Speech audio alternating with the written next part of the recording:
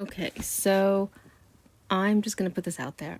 I would love it if Jude Bellingham and Louis Tomlinson did some kind of like special, limited edition track recording of a cover of Hey Jude, which is the song that apparently is the reason why Jude Bellingham was named Jude. Like his parents named him after the song. And then during the World Cup, the England crowd of fans sang it to Jude after one of the matches. A couple of matches, I think they sang it to him, and he invited Louis to the semi-final, where I believe that they were. I think England should have been in the final with Spain, and that would have been quite. Oh, there'd been so many fun memes to be making about that one if that had happened. But nonetheless, I think it'd be amazing if Louis and I don't know if Jude Bellingham sings. I know my kind of like my recent new favorite, Sergio Ramos. I know he sings and plays guitar. He's kind of like a Nile. But I don't know if Jude sings. Now, I would like, okay, before I go into my, did Harry and Louis launch these new eras simultaneously in parallel and their ongoing twinning thing? I must say that there is this song, and I see like edits of it where I want to see. I know they exist. I just gotta find them. Where there's like, the song says, God, I love the English, and then the next verse is God, I love a London boy, and then I've seen it with like people using Jude Bellingham's photos, and I'm like, where are the Louis ones? Oh my! I mean, he's not a London boy; he's a Doncaster boy. Where are the Harry ones? But yeah, I would love to see a bunch of fan like edits on TikTok and Instagram of like that song with like interspersed with the pictures of Louis and Jude Bellingham. And Louis looked really, really handsome and quite like, you know, hot in those sunglasses when he was watching the semifinals. So, anyway, all right. So, this ongoing interesting discussion, which of course is inevitable, is that, did Harry and Louis intentionally coordinate the launch of their newest music eras? Well, it's kind of hard to give that argument on the surface because Niall and Zayn also released albums, but now, you know, as it's kind of unfolded, there's, I can see where this conversation is starting to percolate. So there's been no public confirmation from either Harry Styles or Louis Tomlinson that the release schedules were planned together.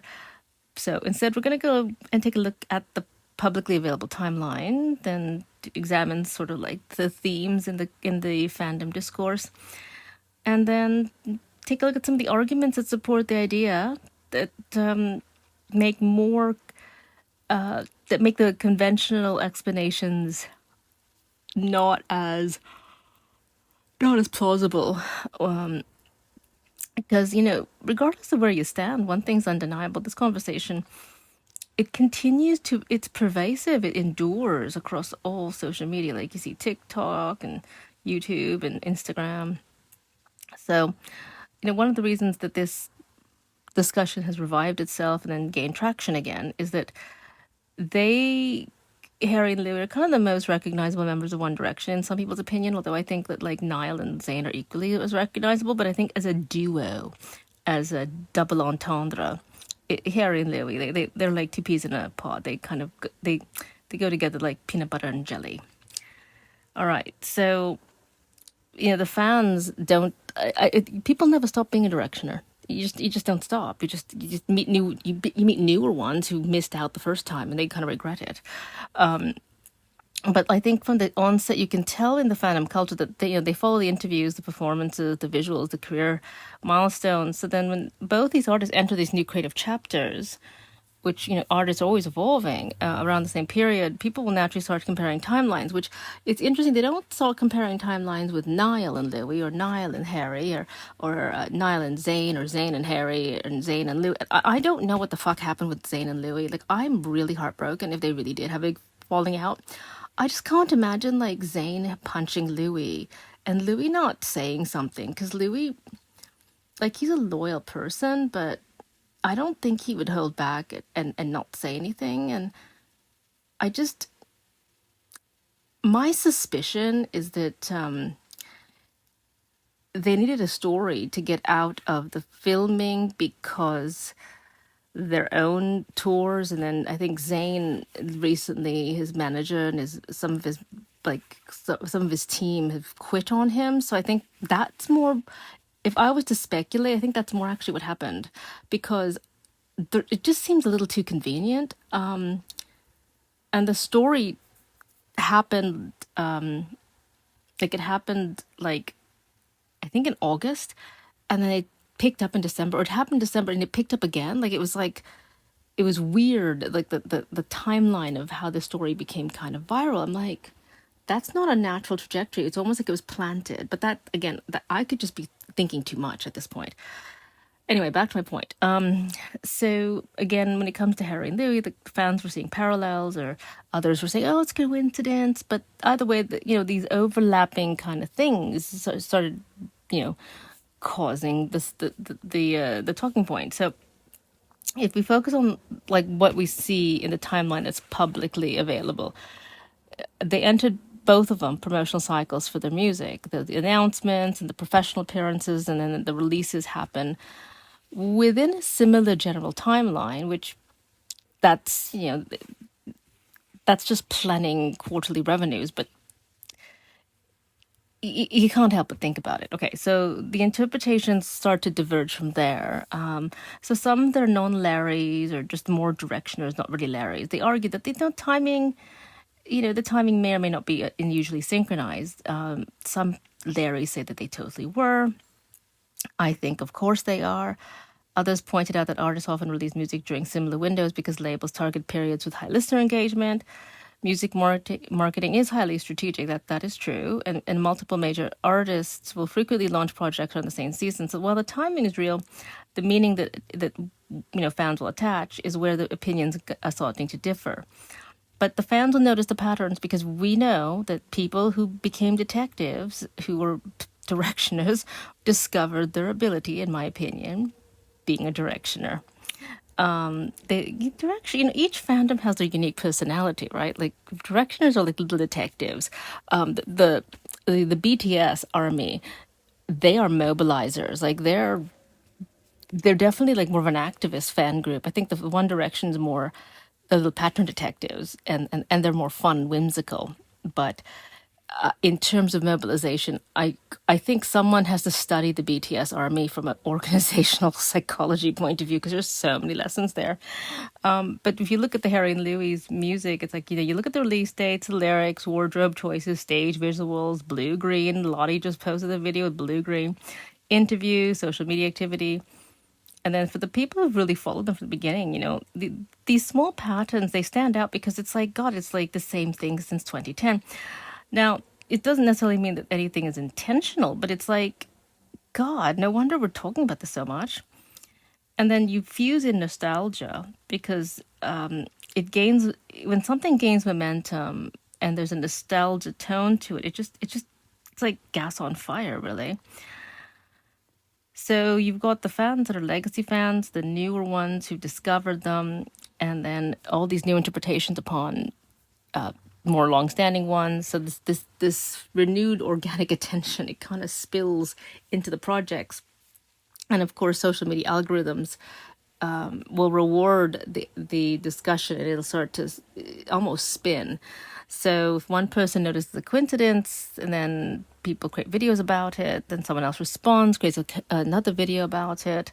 People start editing compilations. People start remixing videos on TikTok, and then the reaction channels, they just all flood in. So single observation becomes a trending topic, especially if you use the right hashtags. Which again, this is all interpretation, because until somebody like confirms it, like Harry and Louis specifically, we really are stuck in speculation. But it's just so fun to speculate. It's almost like more fun to speculate than to get the answer half the time. And then supporters of the coordination idea often pointed to several observations that trend in the discussion forums, and they note the similarities in the timing of releases and promotional activity. and then the recurring themes and the visuals and lyrics. And then they start comparing interviews and public appearances, and the similarities begin to feel more meaningful. So while others may disagree and just say, oh, no, there's normal overlap. I mean, sometimes people think on the same wavelength, but the distinction is that these interpretations, they're not coming from nothing. Patterns can mean everything and nothing all at once. It's just, patterns can exist independent of any kind of like phenomenon, or they can exist because of one, but it's literally impossible to tell which is which. But a pattern is a pattern, and it when it endures for a long time, it does start to reinforce like theories that are out there. Now, keep in mind, record labels will often schedule music around the favorable release periods, like we said. But then artists can independently decide to release work after completing creative cycles. Then there's marketing calendars, touring logistics, production timelines, and all the industry competition that influence launch dates. And so none of the possibilities necessarily require intentional coordination, because, yeah, the music business is the music business. It doesn't matter. You could probably find two other artists that you could see the same thing in, but Harry and Louis and Larry Stylinson is loaded. It's a loaded ship. Okay. But what is the most fascinating is not so much whether the interpretation is actually right or wrong, because we're never going to know until these two fucking confirm it. But we all know that their denials are not as emphatically passionate as they should be. Because when someone is innocent, they like insist on the innocence, right? It's like when it's falling flat of and I know that like Louis's been frustrated when he talks about some of these conspiracies, but you can tell a denial, like a denial has teeth to it, and I've just never seen the denial. And Harry's never even bothered denying. He's been like, well, think whatever you want. It's like, okay, stop teasing us, Harry. And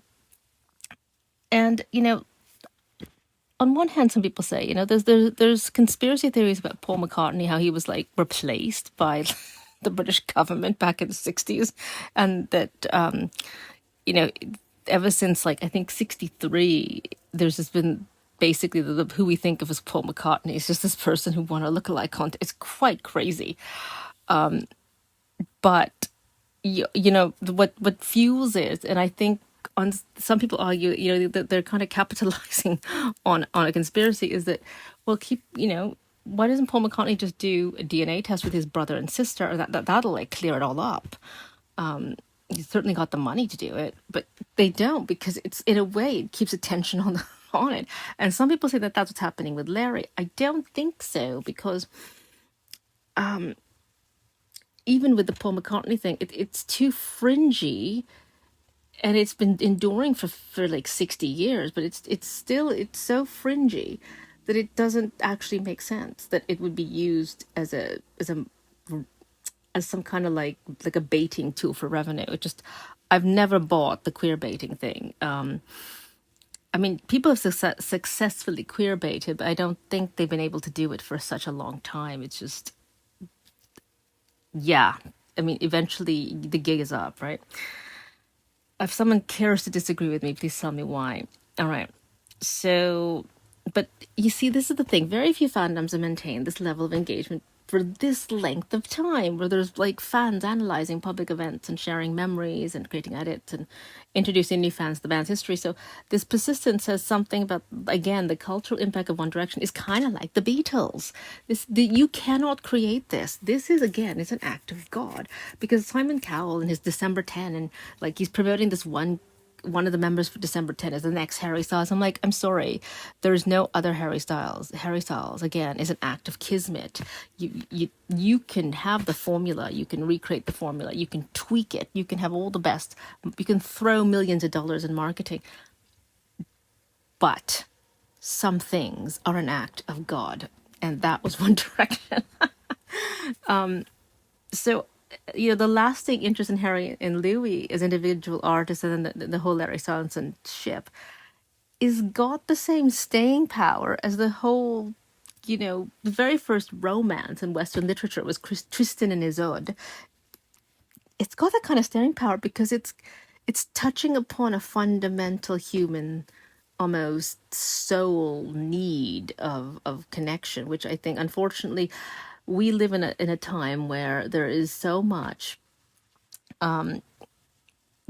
illusions of choice, and I fucking blame online dating for it. I don't. I mean, I know. I think it works for certain people, but if you really look at it, and I hate to sound black pilled, but it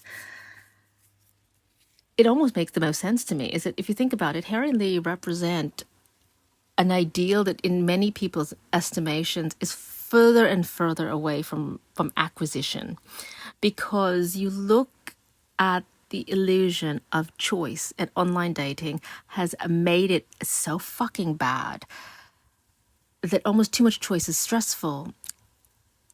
And you look at everything in terms of connection and partnership as like some Amazon site where it's like, oh my god, there's just too many books. Like I can't. And I think it dilutes the value of connection. It's almost like it's a paradox. It's like, and when it comes to online dating, my issue with online dating is, if you really look at the business model, it is in my best interest, if I was, if I was like a dating app, mogul, it's in my best interest to manipulate that algorithm using applied behavioral analytics to keep a person as single as possible, or to match them using forensic psychological models, and sort of those computational formulas, to keep matching them with people who will most likely reinforce a serial monogamy relationship pattern. Because the thing is, ultimately they're going to keep coming back to the app, and it's like, fuck off.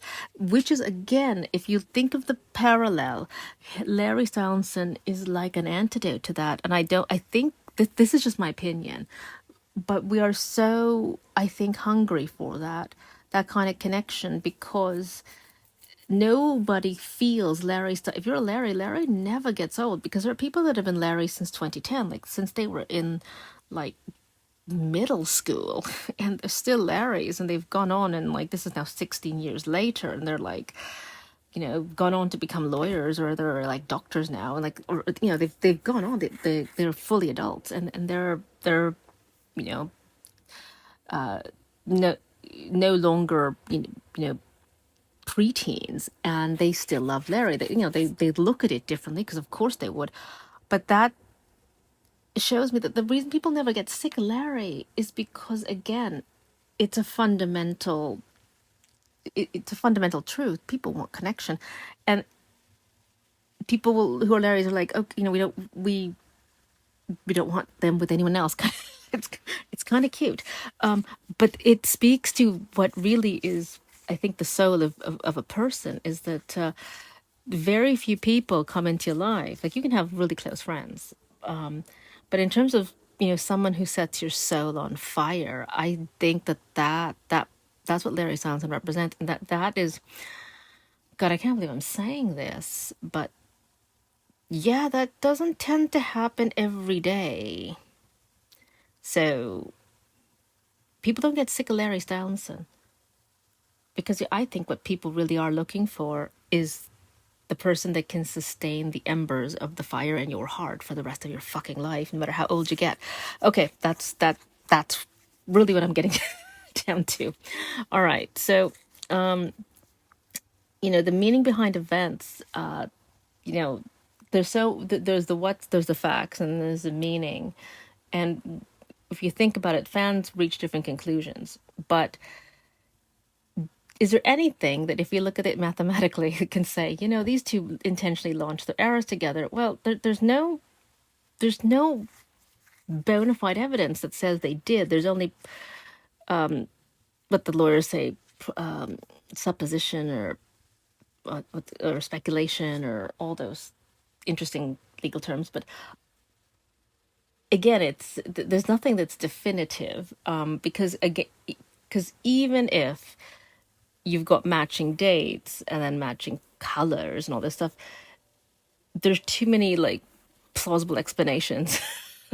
It comes down to faith. I do think that if you look at their eras, their previous eras since the band went on hiatus, because it's much more parallel. Like, I think you have to look at it as a long-term longitudinal study. There's so many parallels if you look at every era since 2050 when the band went on break. There's far more with Harry and Louis of these like interesting like lined up dates and whatnot compared to anybody else in the band. And I think that's what's significant. That's the contextual, but it cannot be definitive. Damn it. All right. So, but whether we think it's meaningful or entirely coincidental, it is a fascinating. It's fun to talk about. And fundamentally, these two, the Harry and Lou, they just inspire this entire community, and they add color to our lives being their fans. So, what y'all think? Do you think the timing in this new era, this Louis era, this Harry era, with the releases and the tours that they've been doing, do you think the timing is just really just the business of music, or do you think that it's understandable that the fans are going to notice these overlaps because they are so consistent with those two, not anybody else? So anyway, share your thoughts. And yeah, what else should we talk about these two? I'm still getting back in the swing of it because I was really distracted by the World Cup, and for a moment, I will say that Harry and Louis were temporarily replaced on my Instagram with Jude Bellingham and Sergio Ramos. Because, okay, Sergio Ramos, he can sing and he plays guitar. He's like a Spanish Nile, honestly.